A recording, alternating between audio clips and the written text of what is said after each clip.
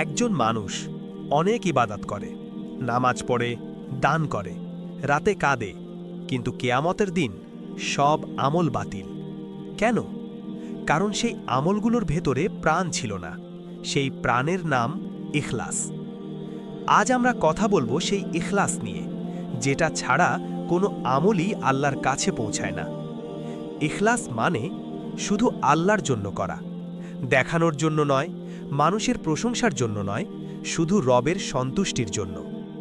আমল অনেক হতে পারে, কিন্তু ইখলাস না থাকলে সবই খালি খোলস। আল্লাহ তাআলা কুরআনে স্পষ্ট করে বলেছেন, সূরা বাইয়িনা আয়াত ৫, তাদেরকে আদেশ করা হয়নি তবে এই যে তারা একনিষ্ঠভাবে আল্লাহর ইবাদত করবে, শুধু তার জন্য দিনকে খাঁটি করে। সহজ করে বললে, আল্লাহ শুধু কাজ দেখেন না, তিনি দেখেন কেন করা হলো। আপনি যদি নামাজ পড়েন কিন্তু মনে থাকে মানুষ কি বলবে, তাহলে সেই নামাজ আল্লাহর জন্য খাঁটি হলো না। আপনি যদি দান করেন কিন্তু চান কেউ জানুক, তাহলে ইখলাস ভেঙে যায়। আল্লাহ এমন আমল চান যেটা হয়তো মানুষ দেখেই না, কিন্তু আল্লাহ দেখেন। রাসূল সাল্লাল্লাহু আলাইহি ওয়াসাল্লাম বলেছেন, নিশ্চয়ই সব আমল নিয়তের ওপর নির্ভরশীল। সহিহ বুখারী ও সহিহ মুসলিম। এই হাদিস আমাদের কাঁপিয়ে দেয়। একই আমল একজনের জন্য জান্নাত, আরেকজনের জন্য কিছুই না। পার্থক্য শুধু এক জায়গায়, নিয়ত। একজন মানুষ গোপনে 2 রাকাত নামাজ পড়ে, কেউ জানে না, কেউ দেখে না।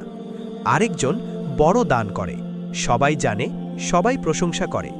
কিন্তু কিয়ামতের দিন হয়তো গোপনের সেই 2 রাকাতই ভারী হবে, কারণ সেখানে ছিল ইখলাস।